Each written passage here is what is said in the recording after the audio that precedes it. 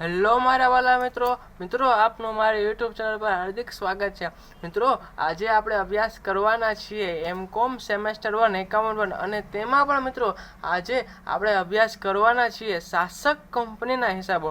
મિત્રો આપણે ગયા વિડીયોમાં જોયું કે શાસક કંપનીના હિસાબો માટે मतलब કે શાસક કંપનીના હિસાબો એ પ્રેક્ટિકલ ચેપ્ટર છે, પરંતુ એ દાખલો ગણવા માટે થોડી બેઝિક થિયરીની જરૂર હોય છે।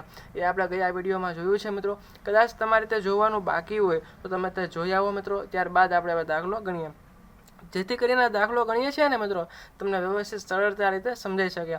તો મિત્રો ચાલો આજે આપણે ચોપડીનો દાખલા નંબર 6 ની ગણતરી કરીએ, પરંતુ મિત્રો દાખલો ગણીએ તે પહેલાં એકવાર દાખલાની રકમ વાંચી લઈએ, જેથી કરીને આપણને ખ્યાલ આવે કે દાખલામાં કહેવા શું માગે છે। તો મિત્રો રકમ વાંચીએ કે આકાશ લિમિટેડ અને ધરતી લિમિટેડનું તારીખ 31/12/2018 રોજનું પાકું સરવૈયું નીચે મુજબ આપેલું છે।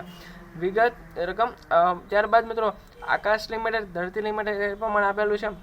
અને એક વિગત કહેવાની રહી ગઈ મિત્રો કે આપણે લગભગ ચોપડીમાં આડા પાકા સરવૈયા આપેલા છે, પરંતુ મિત્રો આપણને રકમમાં મતલબ કે જ્યારે પરીક્ષામાં પૂછાશે ત્યારે ઊભું પાકું સરવૈયું રકમમાં પણ આપેલું હશે, અને આપણે મતલબ જે દાખલો ગણીએ છીએ એ પણ ઊભા પાકા સરવૈયામાં ગણવાનો રહેશે, આડું પાકું સરવૈયું નહીં આવે મિત્રો। હા મિત્રો, આપણે જ્યારે પણ પરીક્ષામાં દાખલો ગણીએ છીએ ત્યારે ઊભા પાકા સરવૈયામાં જ ગણવાનો થશે। અને મિત્રો કદાચ ચોપડીમાં આપણને રકમ છે આડા પાકા સરવૈયામાં આપેલી છે, પરંતુ આપણે જ્યારે દાખલો ગણતા હોઈએ મતલબ કે પરીક્ષામાં જ્યારે પૂછાશે ત્યારે ઊભા પાકા સરવૈયામાં જ પૂછાશે અને ઊભું પાકું સરવૈયું જ બનાવવાનું થશે। ઓકે મિત્રો, તો રકમ વાંચીએ તો મિત્રો ઇક્વિટી અને જવાબદારી છે, એમાં શેર હોલ્ડરના ભંડોળ આપેલા છે, તેમાં શેર મૂડી ઇક્વિટી શેર દરેક ₹100, આકાશ લિમિટેડની શેર મૂડી ₹10,00,000, જ્યારે ધરતી લિમિટેડની શેર મૂડી ₹4,00,000। ત્યારબાદ અનામત અને વધારો, તેમાં સામાન્ય અનામત, નફા નુકસાન ખાતું એ માત્ર મિત્રો જો આકાશ લિમિટેડનું જ છે કે 2 લાખ અને 1,20,000। ત્યારબાદ મિત્રો ચાલુ દેવા લેણદારો, એમાં આકાશ લિમિટેડના 1,80,000 અને ધરતી લિમિટેડના ₹1,00,000 છે।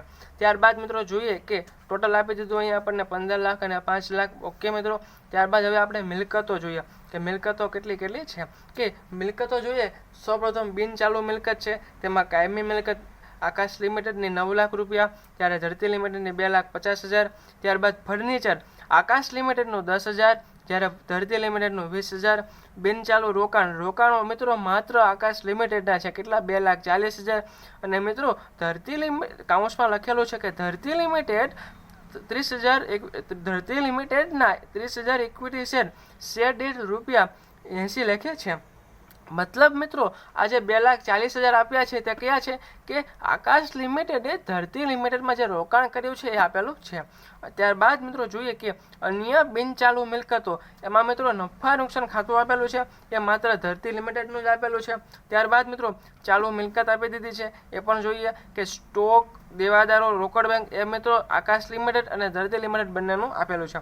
ત્યારબાદ મિત્રો નીચે આપણને કહ્યું છે કે શું આપણે દાખલામાં ગણવાનું છે, એ પણ એકવાર રકમ વાંચી લઈએ મિત્રો કે આકાશ લિમિટેડ તારીખ 1 એપ્રિલ 2009ના રોજ ધરતી લિમિટેડના શેર ખરીદ્યા હતા। તારીખ 1/1/2009ના રોજ ધરતી લિમિટેડના ચોપડે ₹2,00,000 નફા નુકસાન ખાતાની ઉધાર બાકી હતી, અને ધરતી લિમિટેડના લેણદારોમાં 20,000 આકાશ લિમિટેડ પાસે ખરીદેલા માલ અંગે તેને ચૂકવવાના હતા મિત્રો। અને સાથે સાથે શું કહ્યું છે કે ઉપરની વિગતો પરથી તારીખ 31/12/2009ના રોજ 31 પાકું સરવૈયું બનાવો। મિત્રો જો આ આપણે દાખલો ગણતા હોઈએ તો અહીં આપણને એક હવાલો કયો છે કે ધરતી લિમિટેડના લેણદારોમાં 20,000 આકાશ લિમિટેડ પાસે ખરીદેલા માલ અંગે તેને ચૂકવવાના હતા, એ મિત્રો એક હવાલો છે। ત્યારબાદ મિત્રો જે ઉપરની જે વિગત આપેલી છે કે 1 એપ્રિલ 2009ના રોજ ધરતી લિમિટેડના શેર ખરીદ્યા હતા, અને તારીખ 1/1/9ના રોજ ધરતી લિમિટેડના ચોપડે 2 લાખની નફા નુકસાન ખાતાની ઉધાર બાકી હતી, અને ધરતી લિમિટેડના લેણદારોમાં 20,000 તો ઉધાર બાકી હતી, એ મિત્રો આપણે ગણતરી કરીએ ત્યારે કામમાં લાગે એવી બાબત છે। તો મિત્રો હવે ચાલો આપણે એક પછી એક દાખલો મતલબ કે સૌપ્રથમ આપણે એક પછી એક સ્ટેપ ગણતા જઈએ। કદાચ જો તમારે હજી થિયરીની વિડીયો જોવાનો બાકી હોય મિત્રો તમે જોઈ આવો, જેથી કરીને જે આ દાખલાના તમને સ્ટેપ જણાવું છું એમાં તમને વ્યવસ્થિત સરળતા રીતે સમજાઈ શકે। તો મિત્રો ચાલો હવે એક પછી એક દાખલાના સ્ટેપ ગણતા જઈએ અને દાખલો આપણે કમ્પ્લીટ કરીએ મિત્રો। અને મિત્રો મારી એક વિનંતી છે, કદાચ તમે આપણી ચેનલ હજુ સુધી સબસ્ક્રાઈબ નથી કરી તો કરી દો, જેથી કરીને આવા જ વિડીયો તમને નવા મળ્યા કરે અને તમે અભ્યાસનો લાભ લઈ શકો. તો મિત્રો ચાલો હવે દાખલો ગણવાની શરૂઆત કરી દઈએ. તો મિત્રો આપણે દાખલો ગણીએ છીએ. તમને ખ્યાલ છે મિત્રો કે આપણે કોઈ પણ દાખલો ગણીએ છીએ, આપણે જે થિયરીનો વિડીયો જોયો એમાં તમને મેં જણાવ્યું, સૌપ્રથમ આપણે શાસક કંપનીના હિસાબનો દાખલો ગણતા હોઈએ સૌપ્રથમ લખી દેવાનું કે શાસક કંપની કઈ છે અને ગૌણ કંપની કઈ છે. મિત્રો અહીં આપણે જોઈએ કે શાસક કંપની કઈ છે અને ગૌણ કંપની કઈ છે. મિત્રો નીચે આપણને કહ્યું છે કે આકાશ લિમિટેડના 1 એપ્રિલ 2009ના રોજ ધરતી લિમિટેડના શેર ખરીદ્યા હતા. કે આકાશ લિમિટેડે ધરતી લિમિટેડના શેર ખરીદ્યા છે, મતલબ મિત્રો આકાશ લિમિટેડ છે આપણી શાસક કંપની છે, કેમ કે ખરીદનાર કોણ છે? આકાશ લિમિટેડ. તો શાસક કરનાર કોણ થાય? કે આકાશ લિમિટેડ. એટલે શાસક કંપની કોણ થશે? આકાશ લિમિટેડ. ને મિત્રો ગૌણ કંપની તમને ઓટોમેટિક ખ્યાલ આવી જાય કે જો શાસક કંપની આકાશ લિમિટેડ હોય તો ગૌણ કંપની કોણ હોય? ધરતી લિમિટેડ. ઓકે મિત્રો, સૌપ્રથમ આપણે જ્યારે પણ મિત્રો શાસક કંપનીના હિસાબનો દાખલો ગણતા હોઈએ ત્યારે આ પ્રમાણે સૌપ્રથમ લખી દેવાનું કે શાસક કંપની અને ગૌણ કંપની. એમાં જોવાનું કે શાસક કંપની કઈ છે અને ગૌણ કંપની કઈ છે. તો અહીં શાસક કંપની આકાશ લિમિટેડ છે અને ગૌણ કંપની એ ધરતી લિમિટેડ છે. ત્યારબાદ મિત્રો આપણે હિત મેળવવાનું થશે. હા મિત્રો, આ પહેલું સ્ટેપ આ થયું. ત્યારબાદનું સ્ટેપ કયું થશે મિત્રો? હિત મેળવવું. તો તમને થશે કે કેવું હિત મેળવવાનું? તો મિત્રો મેં તમને કહેલું છે શાસક કંપનીનું હિત અને લઘુમતી હિત. તો મિત્રો સૌપ્રથમ આપણે મેળવીએ, શું મેળવીએ? શાસક કંપનીનું હિત. ઓકે મિત્રો, તો લખી દઈએ શાસક કંપનીનું હિત. ઓકે, આ પ્રમાણે હેડિંગ આપી દઈએ શાસક કંપનીનું હિત. મિત્રો હવે મિત્રો શાસક કંપનીનું હિત મેળવવાનું માટેનું એક સૂત્ર છે કે શાસક કંપનીનું હિત મેળવવું છે તો એનું એક સૂત્ર છે. મેં તમને સૂત્ર થિયરીના વિડીયોમાં જણાવ્યું છે, છતાં પણ એકવાર અહીંયા લખી આપું છું. કદાચ તમારે થિયરીનો વિડીયો જોવાનો બાકી હોય તો કંઈ વાંધો નહીં, અહીંયા તમને સૂત્ર ખ્યાલ આવી જાય. તો ઓકે મિત્રો, તો સૂત્ર લખી દો મિત્રો કે શાસક કંપનીનું હિત બરાબર કઈ રીતે સૂત્ર થશે? કદાચ તમને જો ખ્યાલ હોય તો તમે જણાવી શકો છો કે ગૌણ કંપનીના ખરીદેલ શેરની સંખ્યા ભાગ્યા ગૌણ કંપનીના કુલ શેરની સંખ્યા ગુણ્યા 100. એટલે મિત્રો આ પ્રમાણે કરીએ એટલે આપણને શાસક કંપનીનું હિત મળી જશે. તો મિત્રો અહીં આપણે જોઈએ કે ગૌણ કંપનીના ખરીદેલ શેરની સંખ્યા કેટલી છે? તો મિત્રો આપણે જોઈએ કે આપણે પાકા સરવૈયામાં કહ્યું છે કે બિનચાલુ રોકાણો અને તેમાં કાઉન્સમાં આપેલું છે કે ધરતી લિમિટેડના 3000 ઇક્વિટી શેર. તો મિત્રો ગૌણ કંપનીના ખરીદેલ શેરની સંખ્યા કેટલા શેર આવ્યા મિત્રો? કે 3000 રૂપિયા, 3000 શેર. તો અહીંયા લખી દઈએ 3000 અને તેના છેદમાં મિત્રો કુલ ધરતી લિમિટેડના શેર લખવાના. કેમ? અહીંયા કહ્યું જો ગૌણ કંપનીના કુલ શેરની સંખ્યા. અહીંયા આપણે ગૌણ કંપની કોણ છે? ધરતી લિમિટેડ. તો આપણે ધરતી લિમિટેડના કુલ શેરની સંખ્યા અહીં લખવાની છે. મિત્રો શેરની સંખ્યા લખવાની છે, કેટલા રૂપિયાના શેર છે એવું નથી લખવાનું. એટલે મિત્રો એ તમારે ખાસ ધ્યાન રાખવાનું છે કે શેરની સંખ્યા કેટલી છે એ અહીં લખવાનું છે. તો 3000 આપણે ખરીદેલ શેરની સંખ્યા અને કુલ શેર જોતા હોય આપણે મિત્રો ધરતી લિમિટેડની ઇક્વિટી શેર મળી છે ટોટલ 4 લાખ રૂપિયા, પરંતુ દરેક શેર ₹100 છે. તો મિત્રો 4 લાખ ભાગ્યા 100 એટલે કેટલા થશે? 4000. મિત્રો ગૌણ કંપનીના કુલ શેરની સંખ્યા કેટલા થશે? 4000 શેર અને તેને ગુણ્યા 100 કરીએ મિત્રો તો કેટલા રૂપિયા કેટલા ટકા થશે? 75%. અહીં મિત્રો એક બાબત ધ્યાનમાં રાખવાની કે શાસક કંપનીનું હિત એ હંમેશા ટકાવારીમાં આવશે. તો મિત્રો શાસક કંપનીનું હિત શોધવું હોય તો ગૌણ કંપનીના ખરીદેલ શેરની સંખ્યા ભાગ્યા ગૌણ કંપનીના કુલ શેરની સંખ્યા ગુણ્યા 100.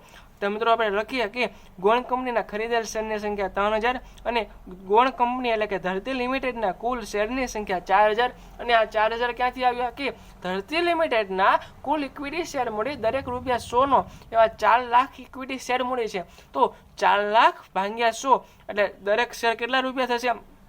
કે 4000 ઇક્વિટી શેર થઈ ગયા. ઓકે મિત્રો, 3000 ભાગ્યા 4000 ગુણ્યા 100 એટલે 75% શાસક કંપનીનું હિત આવશે. ત્યારબાદ મિત્રો જો શાસક કંપનીનું હિત અને લઘુમતી હિત બંને થઈને 100% થશે. મતલબ કે શાસક કંપનીનું હિત જો 80% છે તો લઘુમતી હિત 20%. એ જ રીતે મિત્રો કદાચ શાસક કંપનીનું હિત એ 90% છે તો લઘુમતી હિત 10%. ઓકે મિત્રો, તો શાસક કંપનીનું હિત 75% આવ્યું તો મિત્રો અહીં લખી દેવાનું તેથી લઘુમતી હિત એ કેટલા ટકા થશે? જો કે તમને આઈડિયો આવી જવો જોઈએ મિત્રો. જણાવો મિત્રો કોમેન્ટમાં જલ્દી ફાસ્ટ ચાલો કે શાસક કંપનીનું હિત 75%, તો લઘુમતી હિત કેટલા ટકા થશે? 25%. ઓકે મિત્રો, આપણો બીજો સ્ટેપ અહીં કમ્પ્લીટ થાય છે. અને મિત્રો તમને એક બાબત કહેવાની છે કે અમુક જે સૂત્ર છે લાંબુ લખવામાં વધારે વાર લાગે એમ લખી લઉં છું, જેથી કરીને તમારો વિડીયોમાં જે સમય બચે છે. કેમ કે તમારો સમય કિંમતી છે, તમે જેટલો સમય પ્રેક્ટિસમાં લગાવશો એટલું વધારે સારું છે. એના માટે અમુક એવી બાબતો છે કે મારે લખવામાં વાર લાગે છે, એમ સૌપ્રથમ લખી દઉં છું, ત્યારબાદ ડાયરેક્ટ સમજાવું છું, જેથી કરીને વિડીયોનો સમયગાળો એકદમ ટૂંકો બને અને તમે ટૂંકા સમયમાં દાખલો શીખી શકો એના માટે મિત્રો. અને મિત્રો હવે ત્યારબાદનું સ્ટેપ છે, જે પ્રમાણે હું કરું છું એ પ્રમાણે તમારે પણ કરવાનું છે. તો ચાલો એકવાર પહેલાં દોરી લઉં, પછી હું તમને વિડીયોમાં શો કરાવું છું. ઓકે, તો મિત્રો તમારે આ પ્રમાણે લખી દેવાનું કે આ પ્રમાણે આખું કોષ્ટક બનાવવાનું મિત્રો. શરૂની બાકી, પછી આખરની બાકી, અને મિત્રો શેર ખરીદ્યા તારીખ. એટલે જો મિત્રો શરૂની બાકી એટલે આપણને કહ્યું છે કે આપણું જે પાકું સરવૈયું છે મિત્રો એ 31/12/2018 આપેલું છે. અને આપણને જ્યારે નીચે આપણને રકમ વાંચીએ ત્યારે આપણે રકમમાં કહ્યું છે કે ઉપરની વિગતો પરથી 31/12/2009 રોજ 31 પાકું સરવૈયું બનાવો. એટલે મિત્રો 31/12/2009 રોજ.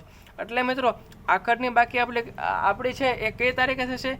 31/12/2009 રોજ મિત્રો આપણી આખરની બાકી થશે. જો મિત્રો આખરની બાકી એ આપણી 31/12/2009 સુધી થતી હોય તો મિત્રો શરૂઆત ક્યારે થાય કે 1/1/2009. જો મિત્રો આપણું વર્ષ એ 31/12/2009 રોજ પૂર્ણ થતું હોય તો આપણું શરૂઆત 1/1/2009 રોજ થતી હોય છે. અને મિત્રો સાથે સાથે આપણને જો નીચે આપણે જે અલગ વધુરી મતલબ કે વધારાની વિગત વાંચી એમાં આપણને કહ્યું છે કે આકાશ લિમિટેડના 1 એપ્રિલ 2009 રોજ ધરતી લિમિટેડના શેર ખરીદ્યા હતા. એટલે મિત્રો આપણે શેર ખરીદ્યા ક્યારે? 1 એપ્રિલ 2009, એટલે કે 1/4/2009 રોજ આપણે મિત્રો શેર ખરીદ્યા. તો મિત્રો શેર ખરીદ્યા તારીખ ઓકે. આ પ્રમાણે સૌપ્રથમ કરી દેવાનું કે શરૂઆતની બાકી કે એ આપણને રકમમાં કહ્યું હોય કે એ મુજબ 1/1/2009 અને આખરની બાકી 31/12/2009 અને શેર ખરીદ્યા તારીખ 1/4/2009. અને સાથે સાથે તમારે આ રીતે લખી દેવાનું ઇક્વિટી શેર મૂડી, સામાન્ય અનામત, નફા નુકસાન ખાતું, એ બધામાં લખી આપવાનું. ઓકે મિત્રો, ત્યારબાદ આખરની બાકી સૌપ્રથમ આપણે લખવાની. તો મિત્રો આખરની બાકી છે કે ઇક્વિટી શેર મૂડી. તો મિત્રો આપણે જોઈએ કે ઇક્વિટી શેર મૂડી. અને મિત્રો એક વાત તમને કહી દો કે અહીંયા જે આપણે વિગત પૂરીએ છીએ ઇક્વિટી શેર મૂડી, સામાન્ય અનામત અને નફા નુકસાન ખાતું, મિત્રો આ જે વિગત છે એ આપણે ધરતી લિમિટેડની જે વિગત આપેલી હોય એ લખવાની થશે. કેમ કે મિત્રો આપણે સૌપ્રથમ ભેગું પાકું સરવૈયું બનાવીએ છીએ, તેમાં આપણે આકાશ લિમિટેડ એ જુઓ આપણી શાસક કંપની છે. અને જ્યારે ગૌણ કંપની કોણ છે? કઈ ગૌણ કંપની છે? કે ધરતી લિમિટેડ. મિત્રો આપણે ધરતી લિમિટેડની આપણે ગણતરી કરીએ, આપણે ભેગું પાકું સરવૈયું બનાવીશું, પરંતુ આપણે અહીં ગણતરી કરવાની છે કેમ કે આપણે આકાશ લિમિટેડ છે એમને ધરતી લિમિટેડની કંપની ખરીદી છે તો એની ગણતરી કરવાની છે. તો મિત્રો અહીંયા આપણે ધરતી લિમિટેડની જે પણ કોઈ પણ રકમ આપેલી છે એ લખવાની થશે, આકાશ લિમિટેડ લખવાની થશે નહીં. મતલબ ધારો કે મિત્રો ધારો કે આપણે દાખલો ગણીએ એટલે તમને તરત આઈડિયો આવી જ જશે કે જો કે ઇક્વિટી શેર મળ્યો, ઇક્વિટી શેર મળી જોઈએ મિત્રો કે ધરતી લિમિટેડને જોવાની કે આખરની બાકી એટલે 31/12/2009. મિત્રો આ બાકી આપણને પાકા સરવૈયામાં આપેલી છે. ક્યાં આપેલી છે? પાકા સરવૈયામાં કે ધરતી લિમિટેડ અને ઇક્વિટી શેર કેટલા? 4 લાખ રૂપિયા. તો અહીં લખી દઈએ 4 લાખ રૂપિયા મિત્રો. ત્યારબાદ મિત્રો સામાન્ય અનામત. તો સામાન્ય અનામત પણ આપી દીધું છે મિત્રો. સોરી મિત્રો ધરતી લિમિટેડમાં આપણને સામાન્ય અનામત નથી આપેલું અને નફા નુકસાન ખાતું પણ નથી આપેલું. મિત્રો જોયું એમાં આપણને સામાન્ય અનામત, નફા નુકસાન ખાતું પાકા સરવૈયામાં નથી આપેલું. કંઈ વાંધો નહીં મિત્રો, હજી આપણને છેલ્લે નીચે એક ફકરામાં થોડીક વિગત આપેલી છે એ પણ જોઈએ કે આકાશ લિમિટેડ તારીખ 1 એપ્રિલ 2009 રોજ ધરતી લિમિટેડના શેર ખરીદ્યા હતા. 1 એપ્રિલે શેર ખરીદ્યા હતા. ઓકે, એ આપણે કમ્પ્લીટ વિગત જોઈ લીધી છે. ત્યારબાદ મિત્રો 1 એપ્રિલ 1/1/2009 રોજ ધરતી લિમિટેડના ચોપડે 2 લાખ નફા નુકસાન ખાતાની ઉધાર બાકી હતી. મિત્રો જો ઉધાર બાકી એટલે નફા નુકસાન ખાતાની ઉધાર બાકી એટલે ખોટ હોય. એ વાત તમારે ધ્યાનમાં રાખવાનું કે જ્યારે પણ તમને એમ જણાવ્યું હોય કે 2 લાખ રૂપિયા મતલબ કે નફા નુકસાન ખાતાની ઉધાર બાકી હતી તો એ આપણને ખોટ આપેલી હોય. કેમ કે નફા નુકસાન ખાતાની જમા બાકી હોય તો નફો આપેલો હોય, પરંતુ આપણને એમ કહ્યું છે કે નફા નુકસાન ખાતાની ઉધાર બાકી હતી એટલે કે ખોટ હતી. ક્યાં મિત્રો? શરૂઆતમાં 1/1/2009 તો 1/1/2009 અહીંયા છે, અને નફા નુકસાન ખાતાની ઉધાર બાકી એટલે કે 2 લાખ રૂપિયાની ખોટ હતી. મિત્રો કાઉન્સમાં લખી દેવાનું આ પ્રમાણે 2 લાખ રૂપિયા, પરંતુ કાઉન્સ કરવાનું અને માઇનસ કરવાનું એટલે આપણને ખ્યાલ આવે કે નહીં આ ખોટ છે. ઓકે મિત્રો, કે 2 લાખ રૂપિયાની ખોટ હતી. કેમ ખબર પડી? કેમ કે આપણને રકમમાં જણાવેલું છે કે નફા નુકસાન ખાતાની ઉધાર બાકી હતી. કદાચ જો મિત્રો આપણને એમ કહ્યું હોય કે નફા નુકસાન ખાતાની જમા બાકી હતી તો મિત્રો આપણે જે 2 લાખ માઇનસ છે એની જગ્યાએ પ્લસ કર્યું કરત, પરંતુ અહીંયા આપણને નફા નુકસાન ખાતાની ઉધાર બાકી કહી છે એટલે આપણે અહીંયા માઇનસ કર્યું છે. ત્યારબાદ મિત્રો જોઈએ કોઈ વિગત આપેલી છે તો મિત્રો બીજી કોઈ વિગત આપેલી નથી. અને મિત્રો આ દાખલામાં આપણે સામાન્ય અનામતની કોઈ પણ પ્રકારની એન્ટ્રી અહીંયા થશે ને ડેશ કરી દો, કેમ કે મિત્રો એની કોઈ પણ પ્રકારની રકમ આપણને આપેલી નથી એના માટે. ઓકે મિત્રો, સામાન્ય અનામતની વિગત અહીંયા આ દાખલા માટે ધ્યાનમાં લેવાની નથી. ઓકે, નફા નુકસાન ખાતું 2 લાખ આવી ગયો, એ પણ કેવું? માઇનસ, ખોટમાં. અને મિત્રો એક વાત તમારે યાદ રાખવાની, ઇક્વિટી સેરેમનીની જો તમને કોઈ રકમમાં જણાવેલું હોય કે શરૂઆતની ઇક્વિટી સેરેમની એટલા રૂપિયા છે, ધારો કે કહ્યું હોય કે અહીં આપણે આખરને બાકી 4 લાખ રૂપિયા છે, ઘણા દાખલામાં કહ્યું હોય કે આ શરૂઆતની બાકી 3 લાખ છે કે 2.5 લાખ છે, તો એ પ્રમાણે કરવાનું, પરંતુ આમાં આપણને કંઈ જ કીધું નથી. એટલે આખરની બાકી ઇક્વિટી સેરેમનીની આખરની 4 લાખ અહીં છે, તો મિત્રો શરૂઆતની બાકી પણ ઇક્વિટી સેરેમનીની 4 લાખ રૂપિયા જ આવશે. અને મિત્રો જો શરૂઆતની 4 લાખ હોય, આખરની 4 લાખ હોય, તો શેર ખરીદ્યા ત્યારે પણ ઇક્વિટી સેરેમની કેટલા રૂપિયા હોય? 4 લાખ રૂપિયા હોય, તો એ આપણે બધામાં સેમ આવશે. ઓકે મિત્રો, જો રકમમાં આપણને કહ્યું હોય કે શરૂઆતની ઇક્વિટી સેરેમની એટલા રૂપિયા છે તો એ લખવાની, પરંતુ જો ન કહ્યું હોય તો જે આખરની સેરેમની હોય એ શરૂઆતની લખી દેવાની. ઓકે, ત્યારબાદ મિત્રો હજી આપણે શું શોધવાનું છે કે નફા નુકસાન ખાતાની બાકી શરૂઆતની મળી ગઈ પરંતુ આખરની બાકી નથી મળી. તો મિત્રો એ આપણે કઈ રીતે મેળવીશું કે આખરની બાકીને આપણને ખબર કેવી રીતે પડે કે આખરની બાકી કેટલા રૂપિયા છે? એના માટે મિત્રો થોડી ગણતરી કરવી પડશે. તો ચાલો એ પણ આપણે ગણતરી કરીએ મિત્રો. તો મિત્રો નફા નુકસાન ખાતાની આપણે ગણતરી કરીશું, પરંતુ શેર ખરીદ્યા ત્યારે નફા નુકસાન ખાતું કેટલા રૂપિયા છે એની ગણતરી કરીશું. પરંતુ જો રકમમાં આપણને નીચે મિલકતોનું જે બાજુ છે એમાં આપણને જણાવ્યું છે કે અન્ય બિનચાલુ મિલકતના શીર્ષક હેઠળ નફા નુકસાન ખાતું એ ધરતી લિમિટેડમાં 1,52,000 છે. મતલબ મિત્રો તમને સમજ્યા કે ખોટ દર્શાવેલી છે. જો મિત્રો ઇક્વિટી અને જવાબદારી બાજુ નફા નુકસાન ખાતું આપેલું હોય તો એ નફો થયેલો હોય, અને મિલકતો બાજુ જો નફા નુકસાન ખાતું આપેલું હોય તો તે ખોટ થયેલી હોય. તો મિત્રો અહીંયા આપણને જો ધરતી લિમિટેડનું નફા નુકસાન ખાતું આપણને બિનચાલુ મિલકતો એટલે કે અન્ય બિનચાલુ મિલકતના શીર્ષક હેઠળ આપેલું છે, એટલે કે 1,52,000 આપણે ખોટ દર્શાવેલી છે. તે આપણે અહીં લખી દઈએ કે 1,52,000. મિત્રો શું લખીએ? 1,52,000 આવશે, પરંતુ માઇનસ આવશે, ખોટ આવશે. કેમ કે મિત્રો એ મિલકત અન્ય બિનચાલુ મિલકતના શીર્ષક હેઠળ લખેલી છે એના માટે. જો કદાચ તે ઇક્વિટી અને જવાબદારી બાજુ નફા નુકસાન ખાતું ધરતી લિમિટેડનું 1,52,000 આપ્યું હોય તો આજે આપણે માઇનસ કર્યું ને એની જગ્યાએ પ્લસ કરવાના હતા, પરંતુ અહીંયા આપણને મિલકત બાજુ આપેલું છે એના માટે આપણે નફા નુકસાન ખાતું અને માઇનસ છે. ઓકે મિત્રો, જો શરૂઆતની ખોટ 2 લાખ હતી અને વર્ષ પૂરું થાય છે ત્યારે ખોટ 1,52,000 છે. મતલબ મિત્રો ખોટ એટલી ઘટી ગઈ. શરૂઆતમાં 2 લાખ હતી પરંતુ એની જગ્યાએ ખોટ વધવાની જગ્યાએ ઘટી, એટલે થોડું એટલું પ્રોફિટ થયું હશે ને ત્યારે આટલી ખોટ ઘટી ગઈ. ઓકે, પરંતુ મિત્રો હવે આ જે રકમ છે એની ગણતરી કરવી પડશે. તો એની ગણતરી હું તમને શીખવાડું કઈ રીતે કરવી. તો મિત્રો તમારે હેડિંગ આપી દેવાનું, વધારો નફા નુકસાન ખાતાનો. શું લખવાનું મિત્રો? વધારો નફા નુકસાન ખાતાનો. આ પ્રમાણે લખી દેવાનું મિત્રો. અને વધારો કઈ રીતે મેળવશું આપણે કે નફા નુકસાન ખાતાનો વધારો મેળવવો છે. ઓકે મિત્રો, તો તમારે નફા નુકસાન ખાતાની આખરની બાકી સૌપ્રથમ લખવાની કે આખરની બાકી અને તેમાંથી શરૂઆતની બાકી માઇનસ કરવાની. શું કરવાનું મિત્રો કે વધારો આપણે નફા નુકસાન ખાતાનો વધારો મેળવવાનો. જ્યારે પણ તમને અહીંયા આપણને આ પ્રમાણે કહ્યું હોય ત્યારે આપણે આ પ્રમાણે ગણતરી કરવાની કે વધારો નફા નુકસાન ખાતાનો એટલે કે નફા નુકસાન ખાતાનો વધારો મેળવવાનો છે. તો મિત્રો સૌપ્રથમ આખરની બાકી કેટલા રૂપિયા છે? માઇનસ ખોટમાં છે એટલે કાઉન્સમાં લખું છું 1,52,000 રૂપિયા, અને મિત્રો તેમાંથી બાદ થશે શરૂઆતની બાકી કેટલા? 2 લાખ રૂપિયા, પરંતુ એ ખોટ છે મિત્રો એના માટે આપણે કાઉન્સમાં લખીએ છીએ.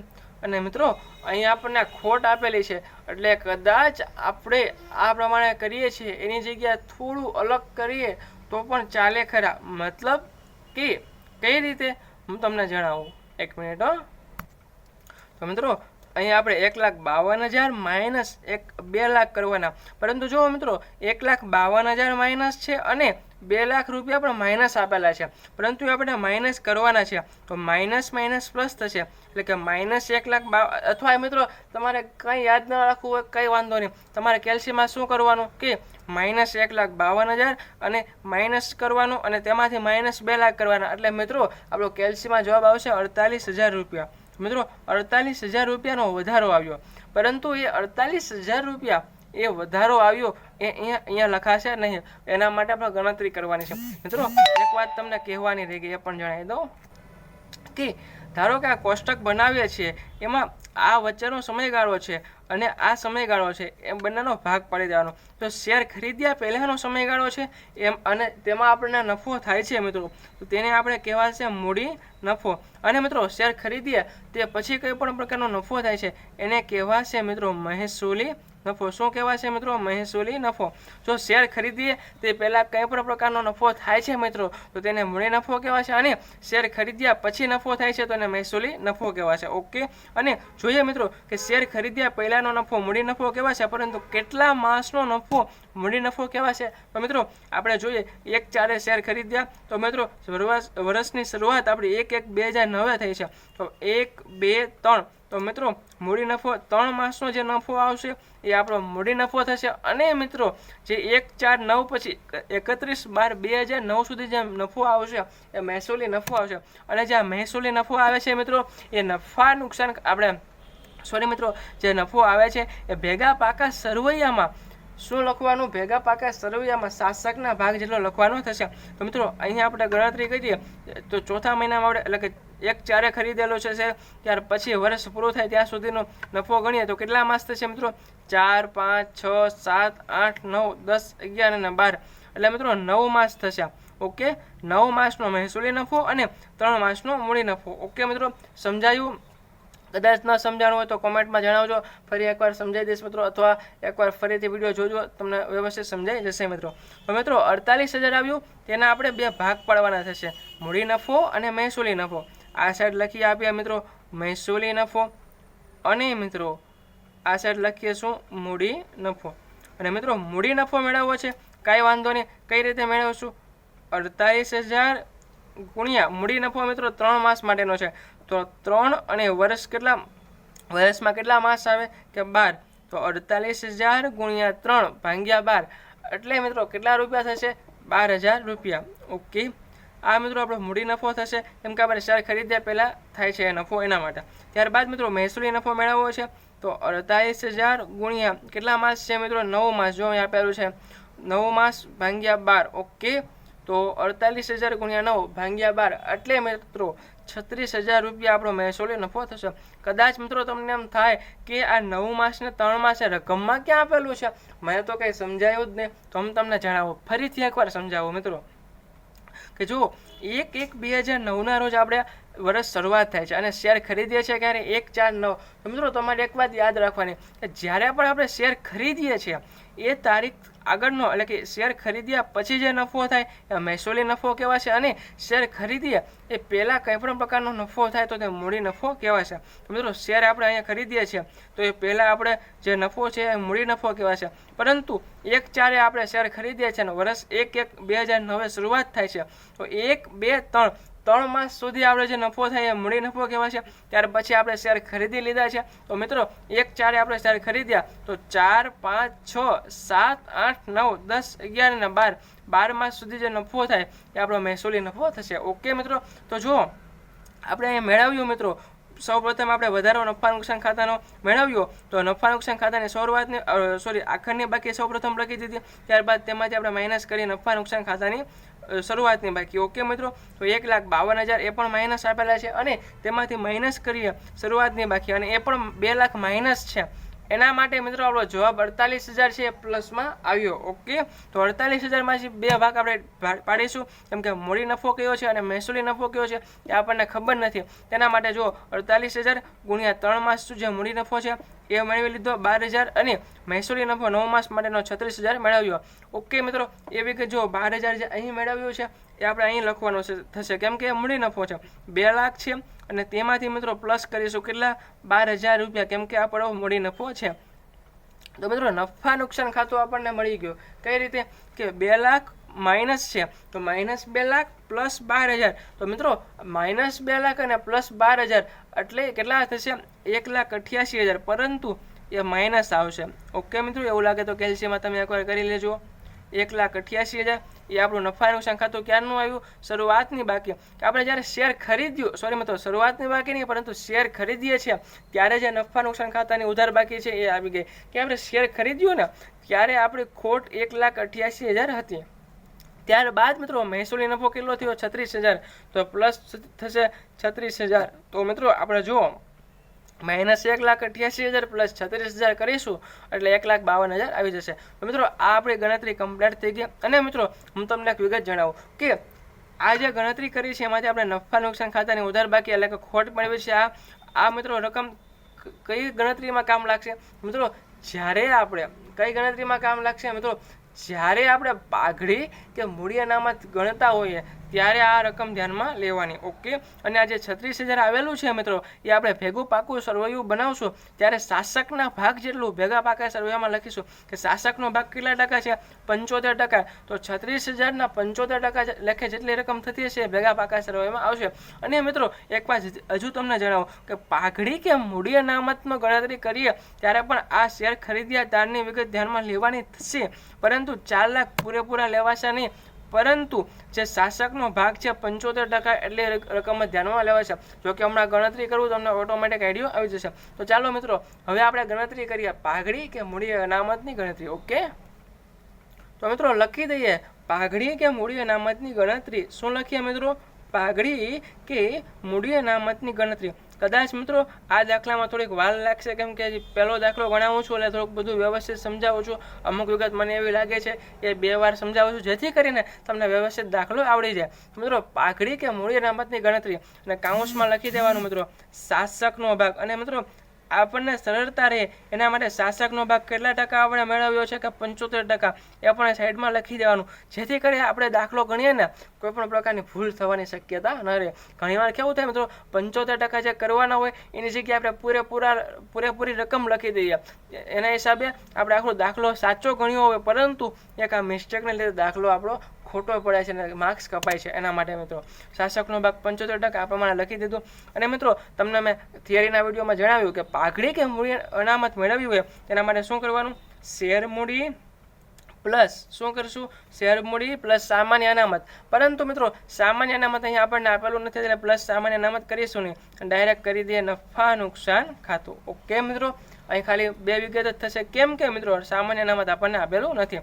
તો મિત્રો શેર મૂડી આપણી પાસે કેટલી 4 લાખ રૂપિયા છે શેર ખરીદ્યા ત્યારે, પરંતુ મિત્રો 4 લાખ પૂરેપૂરી નહીં લખાશે, તેનો 75% લેખે જેટલી રકમ થશે એટલી લખાશે. કેમ કે શાસકનો ભાગ એટલે કે મતલબ કે આકાશ લિમિટેડનો હિસ્સો કેટલો થશે 75%, એટલે 4 લાખ ગુણ્યા 75%. તો મિત્રો 4 લાખ ગુણ્યા 75% કરીએ એટલે કેટલા રૂપિયા થશે? 3 લાખ રૂપિયા. એ આપણે અહીં લખી દઈએ. ત્યારબાદ મિત્રો નફા નુકસાન ખાતું. તો નફા નુકસાન ખાતાનું મતલબ આપણે જ્યારે ખરીદ્યું ત્યારે કેટલા રૂપિયા, મતલબ કે શેર ખરીદ્યા ત્યારે નફા નુકસાન ખાતું કેટલા રૂપિયા છે કે 1,88,000. તો મિત્રો મતલબ ખોટ છે 1,88,000ની ખોટ છે.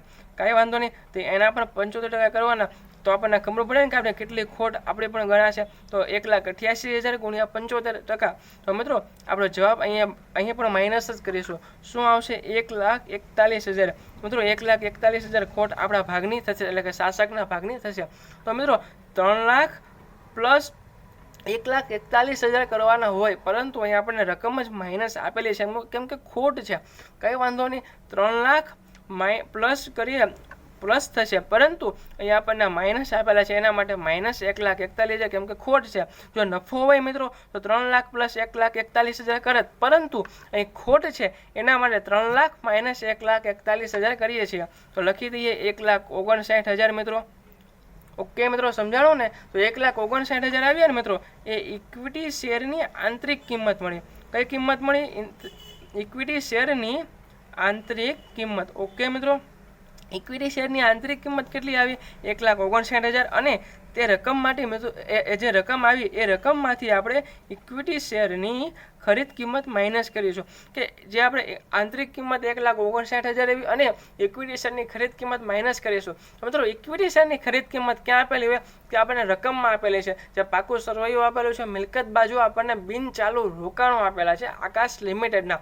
તેમાં આપણને જણાવેલું છે કે ધરતી લિમિટેડના 3,000 ઇક્વિટી શેર દીઠ ₹80 ખરીદેલા છે. તો 2,40,000 આપણે શેર ખરીદ્યા છે. તો મિત્રો અહીં લખી દઈએ ઇક્વિટી શેરની ખરીદ કિંમત કેટલી? 2,40,000 છે. તો મિત્રો 1,59,000 જે આંતરિક કિંમત છે તે રકમમાંથી 2,40,000 આપણે માઇનસ કરીએ છીએ. તો મિત્રો આપણે પાઘડી મળી કહેવાય છે. જો કેમ કે મિત્રો જવાબ કેવો આવશે? માઇનસમાં. જો માઇનસમાં જવાબ આવે છે મિત્રો તો આપણને પાઘડી કહેવાય છે. અહીં માઇનસ લખવાનું નથી, પરંતુ આપણે સમજવા માટે આ રીતે ગોઠવ્યું છે, જેથી કરીને આપણે ભૂલ થવાની શક્યતા ન રહે. જો જવાબ પ્લસ આવે છે તો આપણે મૂડી અનામત મેળવી કહેવાય, પરંતુ 1,59,000 માઇનસ 2,40,000 કરીએ છીએ અને જવાબ માઇનસ આવે છે એટલે પાઘડી કહેવાય છે. લખવાનું તો મિત્રો પ્લસ જ, પરંતુ એમ આપણે સમજવા માટે આપણે ધ્યાનમાં રાખવાનું કે 1,59,000 છે એમાંથી માઇનસ 2,40,000 કરીએ છીએ તો માઇનસ 81,000 કેલ્સીમાં આવશે. તો મિત્રો માઇનસ આવ્યું તો પાઘડી આવી. ઓકે, તો મિત્રો આપણે પાઘડીની ગણતરી અહીંયા કરી દીધી. ત્યારબાદ મિત્રો હવે આપણે લઘુમતી હિતની ગણતરી કરવાની છે. તો મિત્રો એ પણ એકદમ સહેલી છે, પરંતુ એમાં તમારે શું યાદ રાખવાનું છે કે પાઘડી કે મૂડી અનામત જ્યારે શેર ખરીદીએ છીએ એ તારીખે જે નફા નુકસાન ખાતું આપેલું હોય, સામાન્ય અનામત આપેલું હોય, શેર મૂડી આપેલું હોય, એ તારીખની જે વિગત હોય એ ધ્યાનમાં લઈએ છીએ. પરંતુ આપણે લઘુમતી હિત મેળવતા હોઈએ ત્યારે અહીંયા આપણે કઈ વિગત ધ્યાનમાં લેવાની કે વર્ષ પૂરું થાય, વર્ષના અંતે જે આખરની બાકી આપેલી હોય એ ધ્યાનમાં લેવાશે. તો લઘુમતી હિત કઈ રીતે મેળવશું મિત્રો? લખી દેવાનું લઘુમતી હિત કેટલા ટકા છે? 25%. જેથી કરીને તેમાં આપણે કંઈ પણ પ્રકારની ભૂલ થવાની શક્યતા ન રહે મિત્રો. ત્યારબાદ એટલે હવે મિત્રો આપણે લઘુમતી હિત મેળવવા માટે સૌપ્રથમ લખી દઈએ શેર મૂડી અને પ્લસ કરીશું શું? નફા નુકસાન ખાતું. પરંતુ મિત્રો તમને ખ્યાલ જ છે કે લઘુમતી હિત વર્ષ પૂરું થતું હોય ત્યારે જે બાકી આપી હોય એ લખવાની થશે. એટલે મિત્રો શેર મૂડી એ આપણે વર્ષ પૂરું થાય ત્યારે, એટલે મતલબ આખરની બાકી એમ કેટલા છે? 4 લાખ. પરંતુ મિત્રો 4 લાખની લખવાની, તેના 25% કરવાના. એટલે 4 લાખ ગુણ્યા 25% એટલે કેટલા થશે?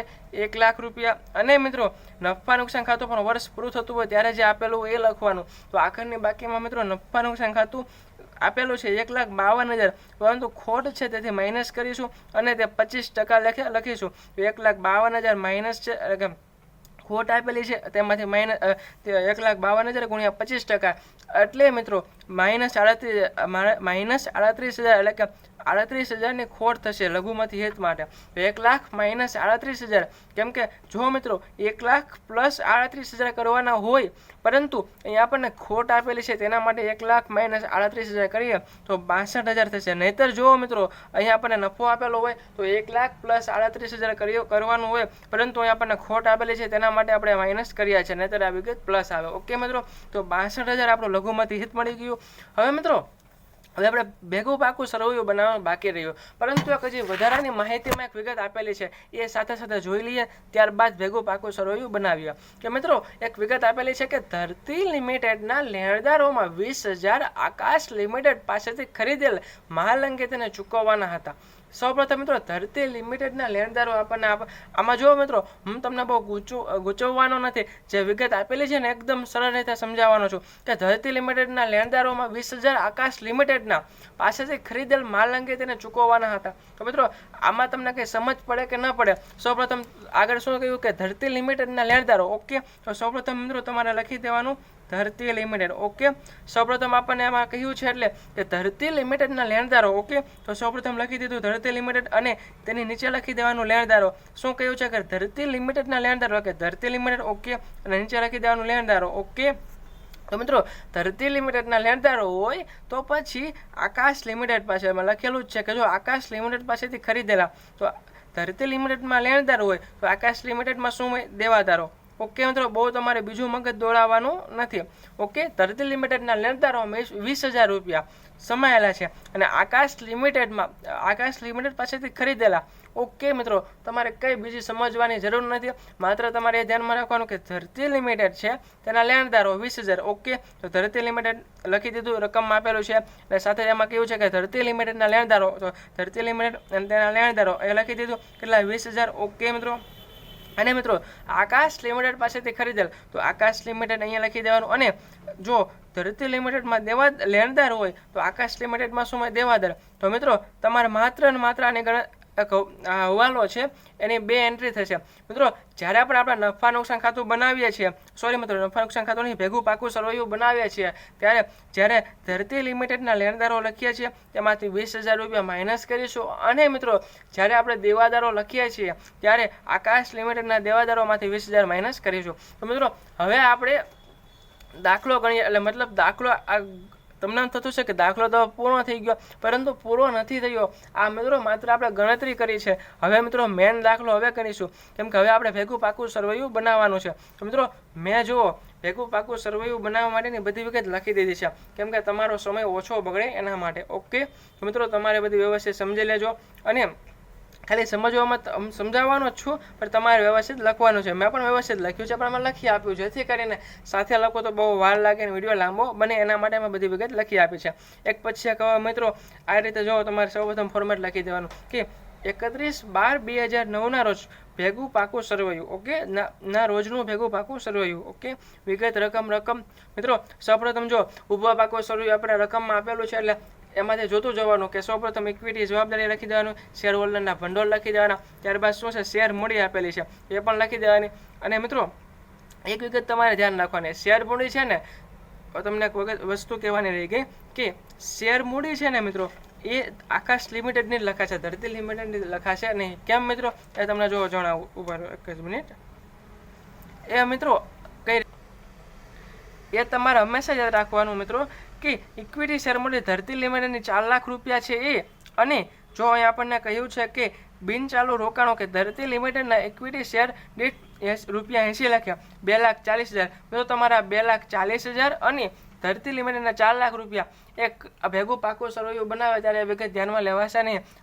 એટલે કે મિત્રો આ 4 લાખ રૂપિયા છે એ ઇક્વિટી શેર મૂડી છે ધરતી લિમિટેડને આપેલી છે એ વિગત, અને જે વિગત આપણને આપેલી છે શું કે રોકાણ આપેલું છે, કેમ કે ધરતી લિમિટેડમાં આપણે ખરીદ કિંમત છે, ધરતી લિમિટેડના ઇક્વિટી શેર ખરીદ્યા 2,40,000માં. આ વિગત મિત્રો બે એવી છે, 2,40,000 અને 4 લાખ. આ બંને વિગતો મિત્રો એટલે કે ઇક્વિટી શેર મૂડી ધરતી લિમિટેડની અને આકાશ લિમિટેડ એ ધરતી લિમિટેડના શેર ખરીદે છે, એ બંને વસ્તુ મિત્રો આપણે ભેગા પાકા સરવૈયામાં લખતા નથી અને લખવાની પણ નથી મિત્રો. ઓકે, તો મિત્રો આપણે સમજ્યા એ પ્રમાણે માત્ર અહીં આપણે આકાશ લિમિટેડના ઇક્વિટી શેર મૂડી લખીએ તો મિત્રો આકાશ લિમિટેડની ઇક્વિટી શેર મૂડી કેટલા રૂપિયા છે? 10 લાખ રૂપિયા. ડાયરેક્ટ આપણે આ કોલમમાં લખી આપે 10 લાખ રૂપિયા. ઓકે, ત્યારબાદ મિત્રો અનામત અને વધારામાં મિત્રો સામાન્ય અનામત જોઈએ કે સામાન્ય અનામત માત્ર મિત્રો આકાશ લિમિટેડનું આપેલું છે એના માટે માત્ર આકાશ લિમિટેડનું લખીશું. જો ધરતી લિમિટેડનું આપેલું હોત તો આપણે તેનું પણ લખત, પરંતુ મિત્રો તેનું કંઈ પણ આપેલું નથી, એના માટે માત્ર આપણે આકાશ લિમિટેડનું લખીએ છીએ. તો મિત્રો લખીએ કે સામાન્ય અનામત આકાશ લિમિટેડનું કેટલા રૂપિયા છે? 2 લાખ રૂપિયા. અહીં લખી આપ્યા મિત્રો 2 લાખ. ઓકે, ત્યારબાદ મિત્રો નફા નુકસાન ખાતું. મિત્રો નફા નુકસાન ખાતું આપણને આપેલું છે આકાશ લિમિટેડનું કેટલા? 1,20,000. એ આપણે અહીં લખી દઈએ. અને મિત્રો ધરતી લિમિટેડનું નફા નુકસાન ખાતાની ઉધાર બાકી છે, ખોટ આપેલી છે.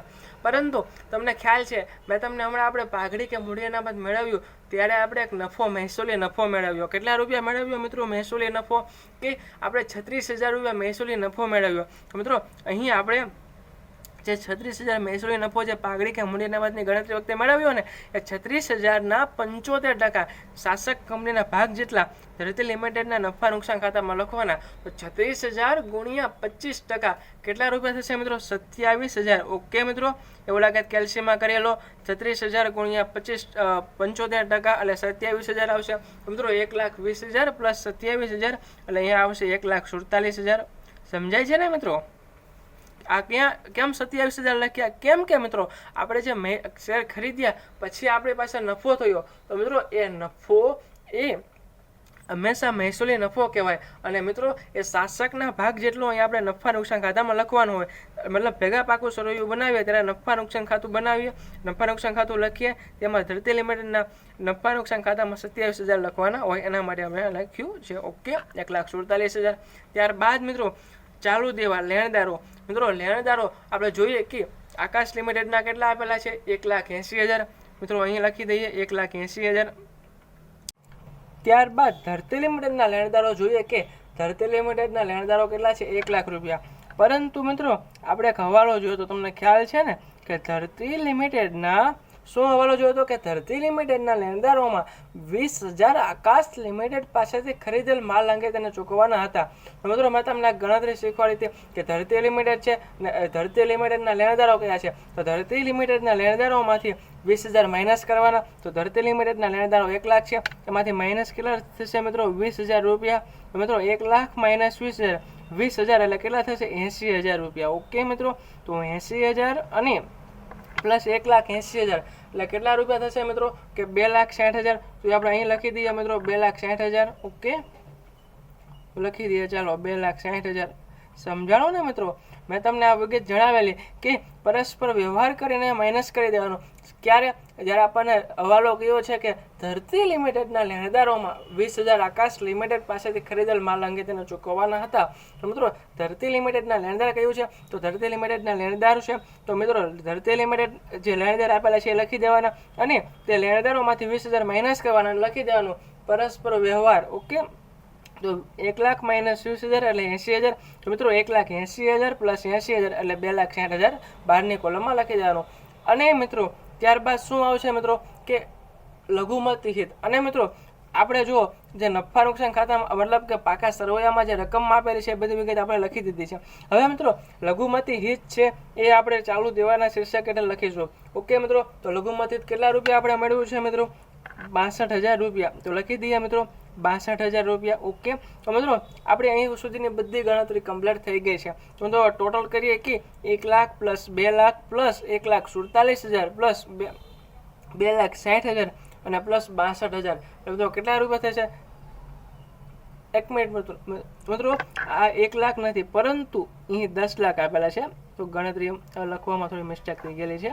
10 લાખ રૂપિયા છે મિત્રો. Okay, 10 lakh plus 2 lakh plus 1,47,000 plus 2,60,000 plus 62,000 એટલે મિત્રો આપણું ટોટલ થશે 16,69,000. ઓકે મિત્રો, આ આપણો જવાબ આવ્યો. એક જવાબ આવ્યો છે. હજુ મિત્રો આ ઇક્વિટી અને જવાબદારી બાજુ 16,69,000 આવ્યા છે. એ જ રીતે મિત્રો બિનચાલુ મિલકતોનો ટોટલ પણ 16,69,000 થવું જોઈએ, તો જ આપણો જવાબ સાચો કહેવાશે. ઓકે મિત્રો, તો ચાલો એ પણ જોઈએ. તે સૌપ્રથમ લખી દઈએ મિલકતો, બિનચાલુ મિલકત અને મિત્રો તેમાં પણ કાયમી મિલકતો. કાયમી મિલકતમાં જુઓ મિત્રો આપણને આકાશ લિમિટેડને 9 લાખ રૂપિયા આપેલા છે અને મિત્રો ધરતી લિમિટેડના કેટલા આપેલા છે?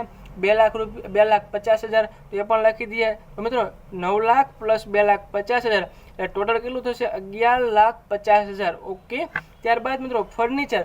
તો મિત્રો ફર્નિચર આકાશ લિમિટેડનું પણ છે અને ધરતી લિમિટેડનું છે. તો બંનેનું લખી દઈએ કે 10,000 રૂપિયા આકાશ લિમિટેડના છે અને ધરતી લિમિટેડના કેટલા છે? 20,000 રૂપિયા. એ પણ લખી દઈએ. તો મિત્રો 10,000 પ્લસ 20,000 એટલે બહાર કેટલા લખાશે? 30,000 રૂપિયા. ઓકે, ત્યારબાદ મિત્રો પાઘડી જ્યારે પણ આપણે જો પાઘડી મેળવીએ મિત્રો તો આપણે અદૃશ્ય મિલકત કરીને કાયમી મિલકતના શીર્ષક હેઠળ લખી દેવાનું અદૃશ્ય મિલકત પાઘડી.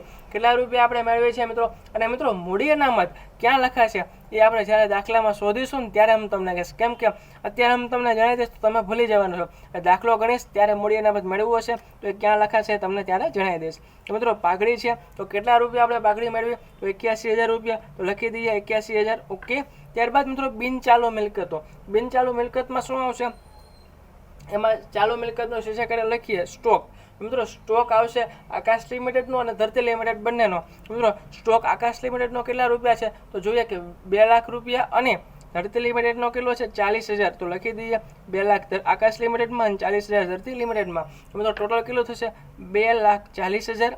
ત્યારબાદ મિત્રો જોઈએ કે દેવાદારો આપેલા છે. તો આકાશ લિમિટેડના દેવાદારો કેટલા છે? તો આકાશ લિમિટેડના દેવાદારો છે 40,000 રૂપિયા. ત્યારબાદ મિત્રો આપણને દેવાદારો આપેલા છે મિત્રો આકાશ લિમિટેડના દેવાદારો આપેલા છે મિત્રો 40,000. પરંતુ પરસ્પર વ્યવહાર જે આપણે હવાલો જોયો હતો કે એ પ્રમાણે આપણે દેવાદારોમાં છે આકાશ લિમિટેડના, એમાંથી આપણે 20,000 માઇનસ કરવાના થશે, કેમ કે ધરતી લિમિટેડના લેણદારોમાંથી 20,000 માઇનસ કરવાના અને આકાશ લિમિટેડના દેવાદારોમાંથી 20,000 માઇનસ થશે. તો 40,000 માઇનસ અહીંયા લખી દઈએ 40,000, જેથી કરીને આપણને સમજવામાં સરળતા રહે. 40,000 માઇનસ 20,000 એટલે મિત્રો અહીં બહાર લખાશે 20,000. ઓકે મિત્રો, અને ધરતી લિમિટેડના દેવાદારો કેટલા છે મિત્રો? તો જોઈએ કે 40,000 સોરી મિત્રો, ધરતી લિમિટેડના દેવાદારો છે 20,000 રૂપિયા. તો મિત્રો એ પણ લખી દઈએ 20,000. 20,000 પ્લસ 20,000 એટલે 40,000 બહાર લખાશે. ત્યારબાદ મિત્રો રોકડ અને બેંક. તો મિત્રો આકાશ લિમિટેડને જોઈએ કે 1,10,000 અને આપણે ધરતી લિમિટેડને જોઈએ કે 18,000 રૂપિયા. તો મિત્રો 1,10,000 પ્લસ 18,000 તો 1,28,000 બહાર લખાશે. તો હવે આપણે ટોટલ કરી લઈએ. 11,50,000 plus 30,000 plus 81,000 plus 2,40,000 plus 40,000 plus 1,28,000 એટલે મિત્રો આપણો જવાબ આવી ગયો કેટલા? 16,69,000. મિત્રો અહીં આપણો આ દાખલો પૂર્ણ થાય છે. મિત્રો હું આશા રાખું છું કે તમને દાખલો વ્યવસ્થિત સમજાણો હશે. અને મિત્રો મારી તમને એક વિનંતી છે, કદાચ તમે અમારી ચેનલ હજુ સુધી સબસ્ક્રાઈબ નથી કરી તો કરી દો, જેથી કરીને આવા જ અવનવા દાખલાઓ તમને શીખવા મળે અને તમે તો અભ્યાસનો લાભ લઈ શકો. અને મિત્રો તમે તમારો આ જે વિડીયો છે તમારા મિત્રોને પણ શેર કરવાનો રાખો, જેથી કરીને એ પણ અભ્યાસનો લાભ લઈ શકે. તો મિત્રો ચાલો હવે મળીએ નવા વિડીયો સાથે. ધન્યવાદ, આવજો.